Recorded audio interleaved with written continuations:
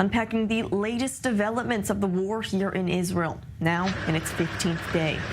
2 American hostages have been released by Hamas terrorists, marking the first release of the some 200 hostages that remain in Gaza. The release of Judith and Natalie Ra'anan, a mother and daughter from Chicago, was facilitated by Qatar. Hamas claims it was for humanitarian reasons, but others speculate it was purely strategy. Meanwhile, Defense Minister Yoav Gallant visited troops on the Gaza border to monitor if the tens of thousands of troops near Israel's southern border are ready for an expanded operation in the Strip. All while the IDF continues to strike Hamas command centers and underground tunnels overnight. And while rockets continue to attack the south, Israel's northern border is also heating up. The IDF striking multiple Hezbollah targets in southern Lebanon overnight in response to anti-tank missiles and rockets launched by the Iranian-backed terror group, which killed 1 Israeli reserve soldier on Friday. And the Rafah border crossing between Egypt and Gaza has opened this morning, allowing foreign citizens to leave and roughly 20 trucks of humanitarian aid into the Strip to help the estimated 1.4 million Palestinians who have been displaced since the start of the war. All of that new information coming out of near Israel's southern border in the Gaza Strip, and that's where we find our I-24 News defense correspondent Jonathan Ragev in Israel's south right now. Jonathan, we have information, trucks carrying medicine, medical supplies, food, all entering Gaza now through the Rafah border crossing, and has finally opened after 2 weeks of the war here in Israel. Yes, see that humanitarian corridor is open. Things are coming into the Gaza Strip. I don't remember there was any humanitarian corridor for any of the Gaza border communities and the residents who were killed, massacred in their home. But that's how the international community deals with Israeli victims and with Palestinians. That's how it is. The facts are that this humanitarian corridor has opened through the Rafah border crossing, and goods are coming into Gaza. Those 20 trucks which you mentioned coming in from Lebanon, and reports are saying that people in Gaza, foreign nationals in Gaza, are now able to leave to Egypt through the Rafah border crossing. This process began roughly 30 minutes ago. We do not know for sure how long the border crossing will be open. It's certainly going to be a chaotic scene down there, as well as many of those foreign nationals, as you said, are trying to leave the Gaza Strip right now. Now, all of this, as we saw even within the past hour, more rockets continuing to be fired from the Gaza Strip, targeting some of these southern communities in Israel. So it's still very much a threat of rocket fire also from the south.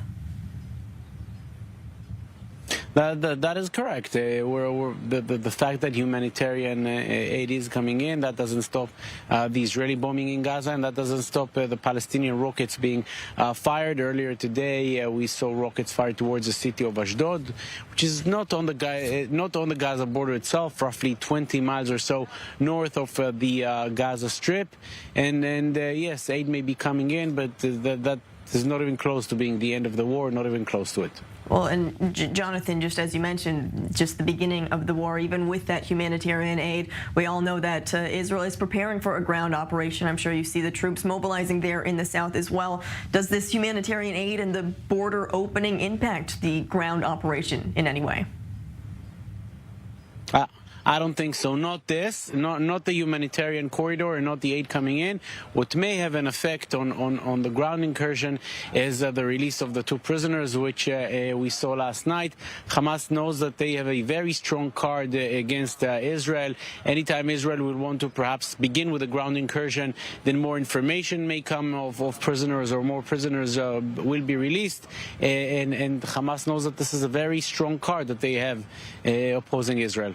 Jonathan Ragev, our defense correspondent. As you're speaking, we're also taking a look at some of those live images coming out of the Rafah border crossing right now as it has officially opened, bringing in those trucks of medical supplies, humanitarian aid, some food as well, all now finally coming in after 2 weeks from the Rafah border crossing. Now I want to bring in my studio guests who are with me right now. Daniel Sheck, former Israeli ambassador to France and political commentator, along with our senior correspondent Owen Alterman. Thank you both for joining me in studio. Before I get to you, I also want to bring in our other guest, Dr. Michael Barak, senior researcher for the International Institute for Counterterrorism and head of research for global jihad and Palestinian terrorism, joining us from Herzliya in Israel. Dr. Barak, thank you so much for joining us. Now, as we were speaking to our correspondent, Jonathan Regev in the south, we also know that some of the main threats are from the north. As we're looking at this war, that's mainly the two fronts that we're focusing on right now, but we know that there are many other threats, including in the West Bank. We continue to see nightly arrest operations, hundreds of terrorists, Hamas terrorists as well, arrested since the beginning of this war. So how is Israel also trying to keep control of the already very turbulent area that is the West Bank? Israel is well prepared to control the borders. There are some operations inside the West Bank to make sure that protesters or Hamas supporters will not break out the fence. There is a cooperation also between Israel to the Palestinian Authority. There is also cooperation between Israel to Jordan Kingdom. So the situation is under control. I don't think we need to make panic in the media because the situation is under control. But Israel has to be prepared for other developments. We see right now that there are Shia militia organization like Kataib Hezbollah, a Shia militia from Iraq, who is trying to penetrate to Jordan from the Iraqi border. And this is something that can undermine the stability of the Jordanian kingdom. The King Abdullah need to cope with these security threats in his border from Iraq. Dr. Barak, I want you to elaborate on that a little bit. Just the threat of these different radical groups around the world. As you said, it's not just here in Israel or even on Israel's borders, but the cooperation between some of these different groups, it definitely poses a threat to what's happening here in Israel. If the threat is not only on Israel, the threat is also on the Jewish community around the world. This is something that is not very discussed in the media, but Iran and Al-Qaeda is also cooperating together. We know that the leader of Al-Qaeda, Saif al-Adel, is staying in Iran with his headquarters. He and the Iranian Revolutionary Guards are planning how to, the Al-Qaeda is trying to help the Iranian regime to escalate the situation and to target Jewish targets. We saw a few days ago, Al-Qaeda leadership published an announcement how to escalate and how giving a plan how to target Jewish targets around the world.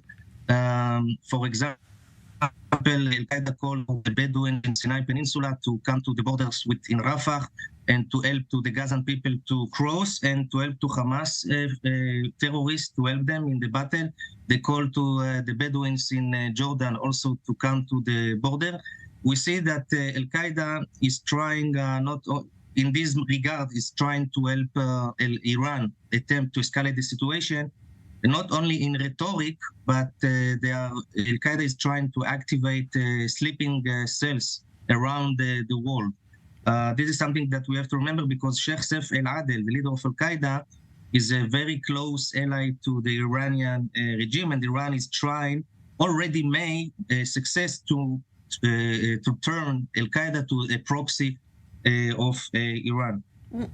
So the threat is not only in Israel. We saw that the Houthis also were launch missiles to Israel, but the Yemeni situation, we don't have to underestimate the threat from the Houthis, but I think the Houthis, they are a minimal threat.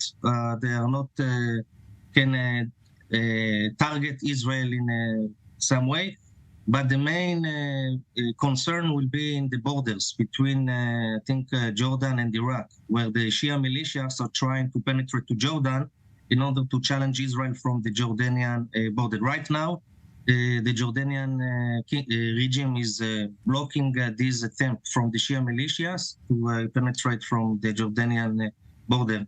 There are also, by the way, Shia militias in Syria, which are trying to challenge Israel in the Golan Heights.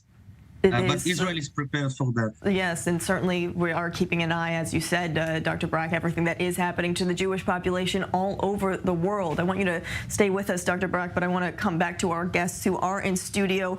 Daniel Sheck, as Brack was saying, just the threat to the Jewish population all over the world, the Israeli population as well. We're hearing more just about some of these different countries that are tightening their travel warnings. Egypt, Jordan, Morocco, Turkey, all of now Israel warning any Israelis, get out as soon as possible because it is no longer safe for you in some of these countries.